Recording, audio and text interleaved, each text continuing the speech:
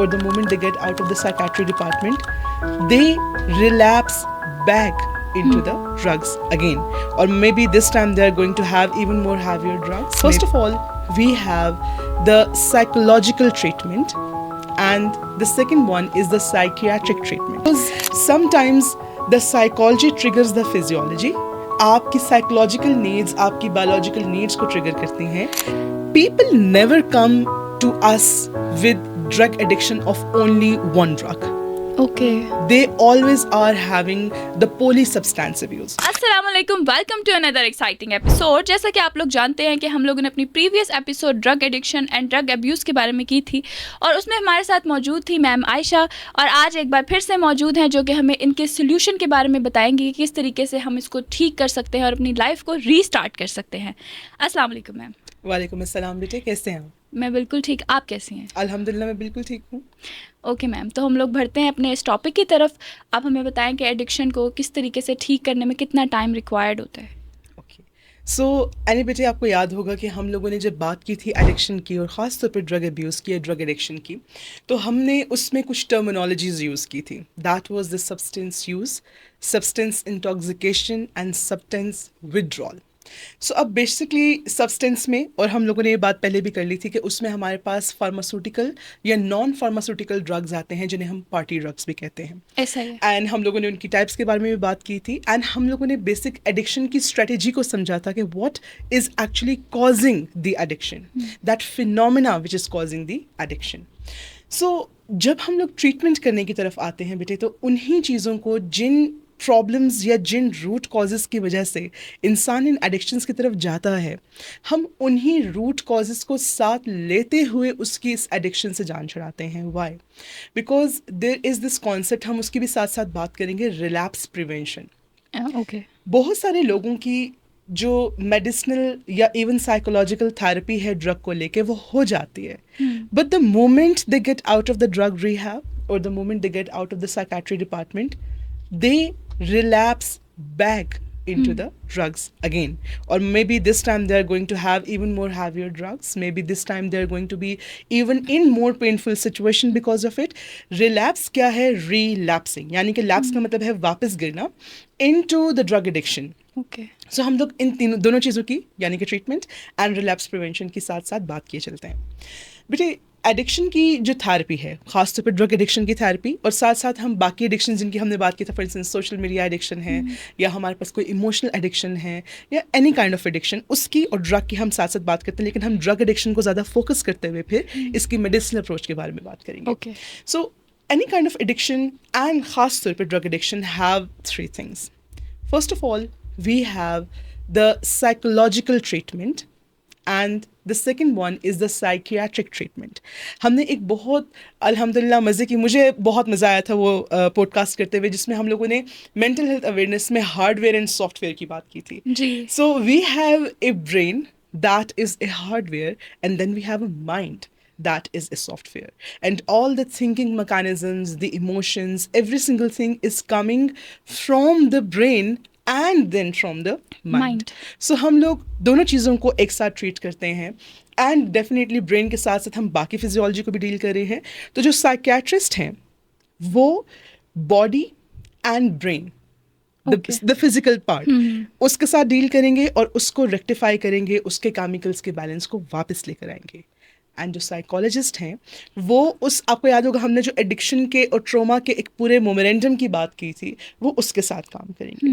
Because sometimes the psychology triggers the physiology, आपकी psychological needs आपकी biological needs को trigger करती हैं, and sometimes it's the vice versa, जिसमें आपको शायद साइकोलॉजिकली आपने प्रॉमिस भी कर लिया कि मैं अब नहीं लूँगा ड्रग्स नहीं लूँगा, मैंने ट्रीटमेंट करवा लिया, बट द मोमेंट आपको विड्रॉल के सिम्टम्स, यू रिमेंबर कि जब आपकी बॉडी को वो ड्रग नहीं मिल रहा और आपकी body it's getting crazy and it's getting mad to get that dopamine, और उसमें बहुत सारे सिम्टम्स होते हैं विड्रॉल में, वॉमिटिंग्स आती हैं, सीजर्स होते हैं, ट्रेमर्स होते हैं, you get aggressive, you get agitated, you become just like a person who is psychotic, आपको वो फीचर्स आने लगते हैं।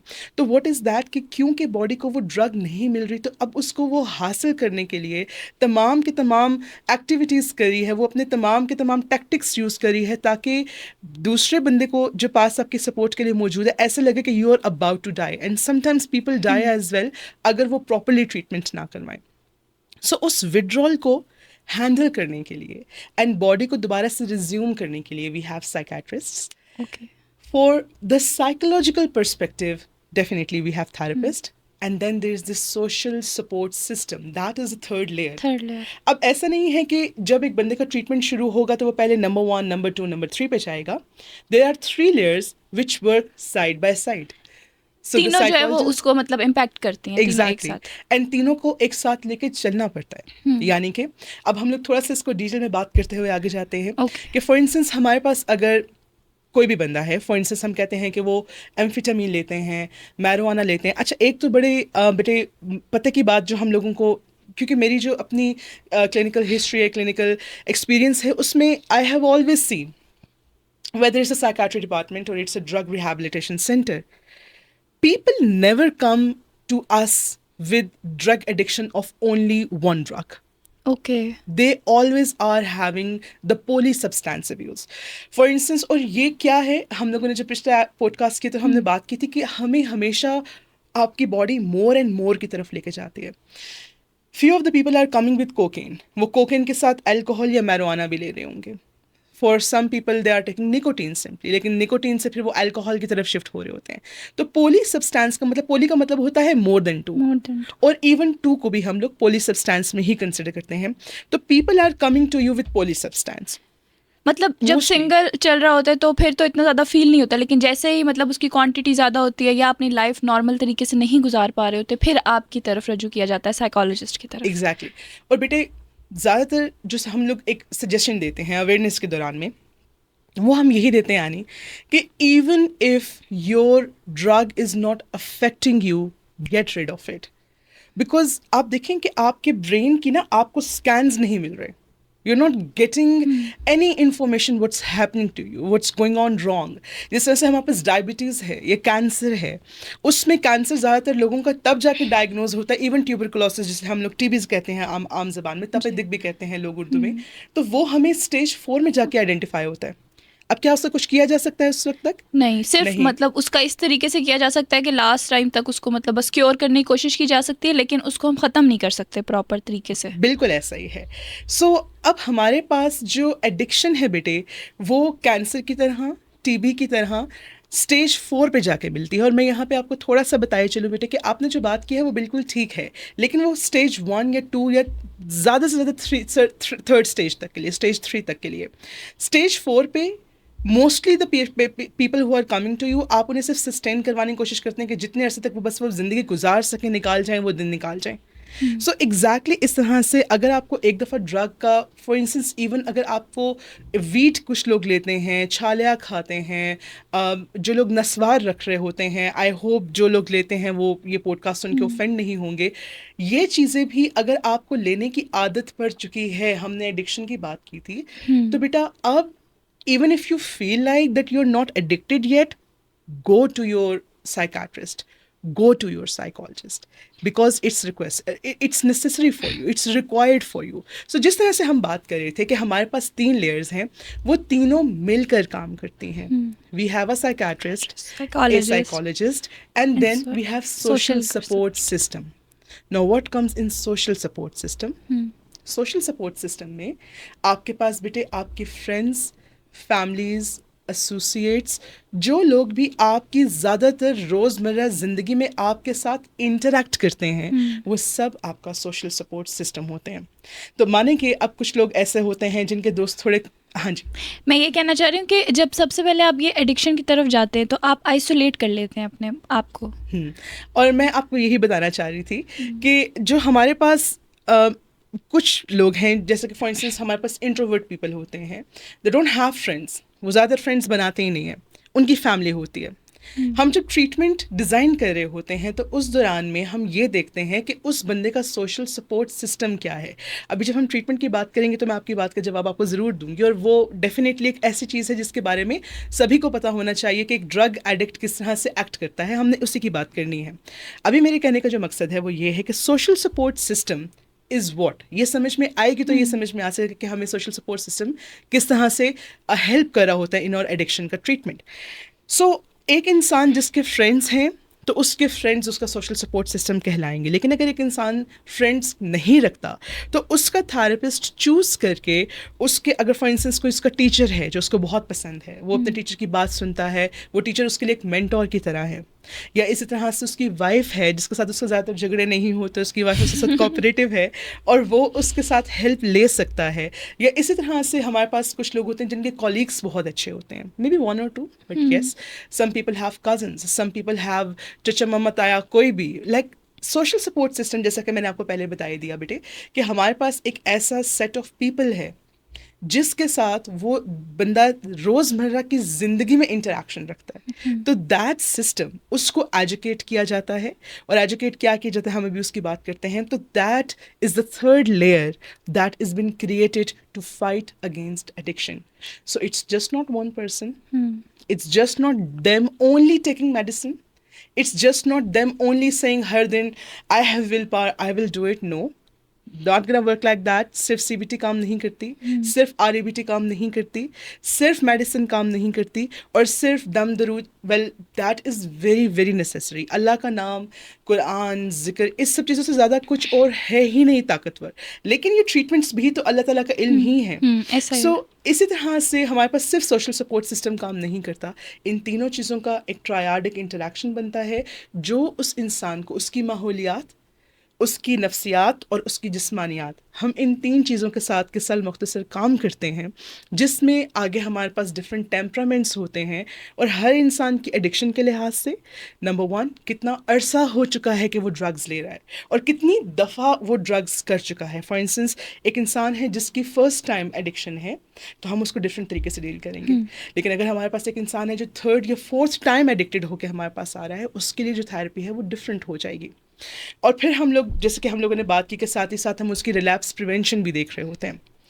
सो बेसिकली अब साइकोलॉजी में हम उस इंसान के साथ क्या करते हैं जो एडिक्टेड पर्सन है या जो ड्रग एब्यूज्ड हो चुका है. How do we deal them? क्योंकि साइकाट्री की हम लोगों ने बात कर ली. अच्छा, साइकाट्री को हम डिस्कस करते हुए साइकोलॉजी को डिस्कस करते हैं कि हमारे पास न्यूरोलॉजिकल मैकेनिज्म्स, फिजियोलॉजिकल मैकेनिज्म्स थोड़े से एक दूसरे से डिफरेंट हैं, हालांकि काम एक साथ कर रहे हैं. न्यूरोलॉजी क्या है? द न्यूरॉन्स के वो group of cells that are secreting the dopamine and serotonin. You remember we talked about that. अच्छा, उसके साथ भी बहुत सारे और केमिकल्स होते हैं, जैसा कि हमारे पास गैबार्जिक ब्यूटेरिक अमाइनो एसिड है, गैबा हमारे पास एक केमिकल है, ऑक्सीटोसिन है. We have so many things that are working in the brain as the chemicals to release the other chemicals in the body. और हम इसके बारे में पॉडकास्ट में पहले एक बात कर चुके थे जब हम लोगों ने टीनेजर्स की बात की थी. सो बेसिकली आपकी जो साइकाट्री है, number 1 that's dealing with your neurology, that's dealing with the chemicals of the brain. Number 1. Number 2, it's dealing with the chemicals inside the body other than the brain and heal the body. Because अब dopamine जब इतने pressure से, you remember we talked about कि bowl में जब आप बहुत pressure से पानी डालते तो क्या होता है? I remember. एंड बाज़ दफ़ा ये है कि अगर वो बाउल ग्लास का बना हुआ है बेटे, तो आप सोचिए कि वो लुढ़केगा, लड़खड़ाएगा और टूट भी जाएगा या क्रैक्स आ जाते हैं, राइट? तो जब आप ड्रग्स ले रहे होते ना बेटे, and there is so much that goes on very worst and very bad inside your body. Your intestine, your liver, your blood, your spleen, your stomach, everything gets into that curse of that drug. It starts deteriorating. लोगों को autoimmune disorders हो जाते हैं. बहुत सारे लोग हैं who are vulnerable. You know what?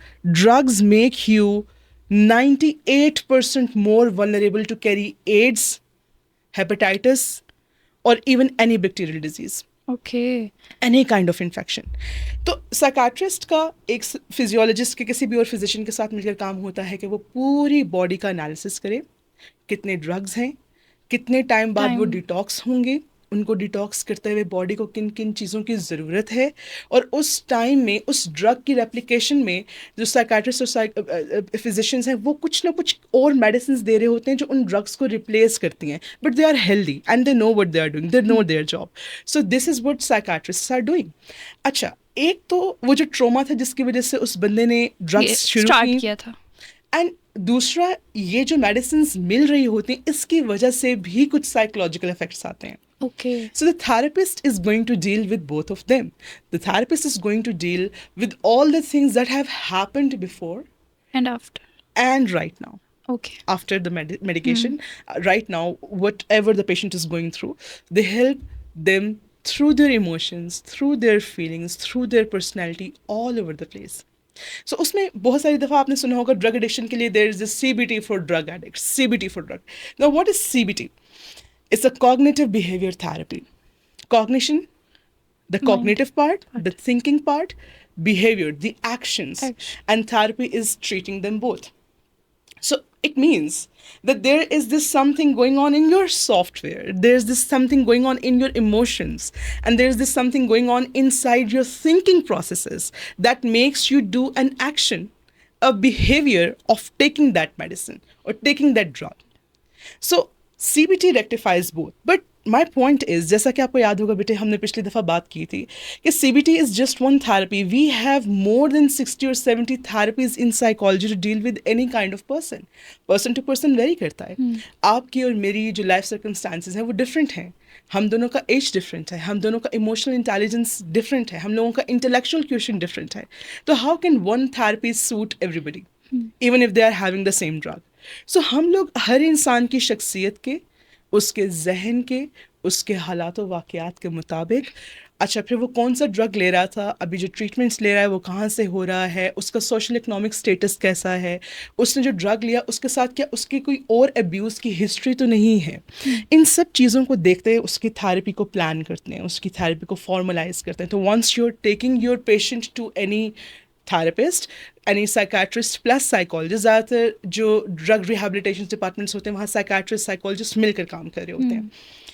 सो होता ये है कि आप उस बंदे की सिम्टमेटोलॉजीज़ को देखते हो, जैसा कि आपने बात की थी कि जब इंसान एक दफ़ा ड्रग लेना शुरू करता है ना बच्चे, उसके बाद everything starts getting towards the end. They start getting physically affected, mentally affected, जिसमें आपने आइसोलेशन की बात की थी, और उसमें सारी की सारी चीज़ें उसको लेके जा रही होती हैं. तो just circulate around that drug, उसकी यूनिवर्स वो एक छोटा सा ड्रग बन जाती है. लिया किया सो गए, लिया किया सो गए, नथिंग एल्स. या अगर रोज़मर्रा की ज़िंदगी में काम कर भी रहे होते तो उनके बिहेवियर्स इस तरह अफेक्ट होते हैं कि उनको समझ भी नहीं आ रही होती. But other people can see now their personality is getting different, they are getting dysfunctional, right. और डिसफंक्शन की बात भी हम पहले कर चुके हैं, सो इसलिए we are not gonna take our time in that right now. जी प्लीज़. जो एडिक्टेड पर्सन होता है उसका भी तो एग्री होना बहुत ज़रूरी है, लाइक वो कैसे उसको फॉलो अप करता है या नहीं करता अपनी मतलब मेडिसिन्स को या अपने ट्रीटमेंट्स को, उसको कैसे देखेंगे? It's a very good question बेटे, that is very true. You know what, जब थेरेपी की हम लोग जहाँ तक बात करते हैं, रिलैप्स एक्चुअली है ही क्या? Relapse is the lack of that will power. You know, you are capable, human beings are capable, Annie, कि बेटे they can do anything in this world. They can have 70 wounds on their body and still fight. We have historical examples. जिसमें लोगों ने पोली substance 4 drugs वो use करे थे, and for many years, like 5 to 10 years, and they got back. They got cured, they got healed. And there are few of the people जिनको जितना मर्जी, even social support system, psychiatry, psychologist, सब दे दिया गया. But because they were not just willing enough, they lost it. They got into the relapse again and again and again. To an extent, today they are not in this world. Or even if they are, nobody knows about them, in what condition they are. So, psychologist का ये भी काम है कि जब वो आपका thought process ठीक कर रहे होते हैं, आपके ट्रॉमास के साथ काम कर रहे होते हैं, वो आपके उन emotional and will power based, आपके उन स्पिरिचुअल बेस्ड सारे एलिमेंट्स पे काम कर रहे होते हैं. हमने एक बड़ी प्यारी पॉडकास्ट की हुई है स्ट्रेस मैनेजमेंट पे, तो होपफुली अगर व्यूवर्स उसको देखेंगे तो उसमें जो एलिमेंट्स की हमने बात की है, आपका थेरेपिस्ट आपके साथ उन सब चीज़ों पर काम कर रहा होता है. And there is this mining technique. तो उसमें जब कोई भी बंदा है ड्रग कर रहा है, वो ड्रग कर क्यों रहा है? जब वो ट्रिगर होता है, वो ड्रग कर रहा है बिकॉज उसको फन चाहिए, वो ड्रग कर रहा है बिकॉज उसकी मेंटल एपिटाइट जाग गई है, वो ड्रग कर रहा है बिकॉज वो स्ट्रेस्ड है। तो उन चीज़ों के, उन माइंड्स के ऊपर काम करना जिस पे वो पाँव रखता है वो फटती हैं, यानी कि वो उन स्ट्रेसेस में जाता है तो उसकी एडिक्शन की क्रेविंग बढ़ती है, हम उनके ऊपर काम करते हैं। बट द विल पावर का part is very necessary, and वो भी साइकोलॉजिस्ट खुद ही उनके अंदर एक guilt intervention and prevention technique होती है। इसके अलावा हम लोग गेस्टॉल्शन टेक्निक्स यूज़ कर रहे होते हैं जिसमें वो इंसान अपने इनर से कनेक्ट करे। तो when you connect to your inner and you understand where you are, what were you supposed to do, sometimes people get out of that with their willpower. Unfortunately, that is very true कि अगर आपकी will power नहीं है तो addiction का treatment is not going to work. So यही psychologist फिर social support system पे भी काम करते हैं, जिसमें जैसे मैंने आपको माइनिंग टेक्निक बताई कि कौन सी माइंस हैं।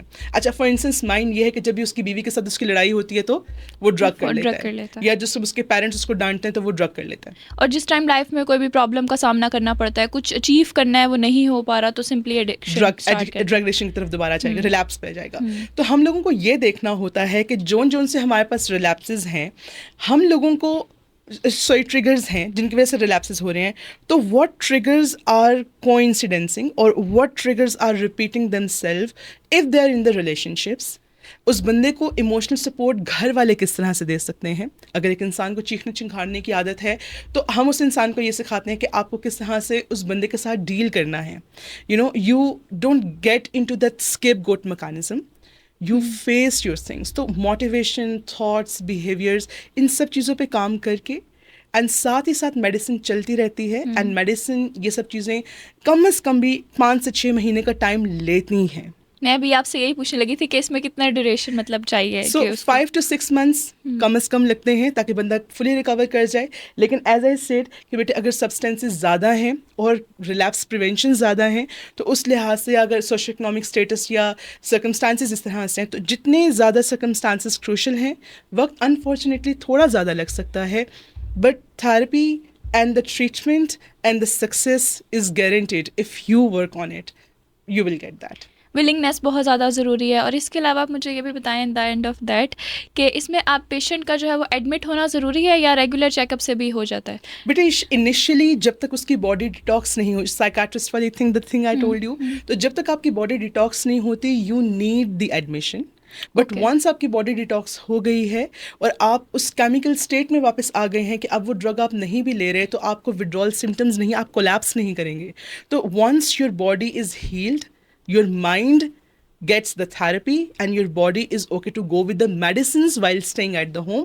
लेकिन जब तक आप डॉक्टर की हेल्प के बगैर withdrawal symptoms पे काबू नहीं पाते, the admission is necessary. But that's not true for all the cases. कुछ केसेस में आपकी 1 से 2 महीने के बाद डिस्चार्ज आप हो जाते हैं साइकाट्रिस्ट के पास से और फिर आपकी थेरेपी और मेडिसिन चलते रहते हैं। Thank you so much ma'am आपके टाइम का। आई एम ऑनर्ड बेटे, यू आर मोस्ट वेलकम। अपना बहुत ज़्यादा ख्याल रखें। आई होप सो कि आपको ये पॉडकास्ट बहुत ज़्यादा अच्छा लगा होगा। हमें कमेंट सेक्शन में ज़रूर बताएं और हमें ये भी बताएं कि नेक्स्ट पॉडकास्ट किस टॉपिक पर होना चाहिए। अल्लाह हाफ़िज़।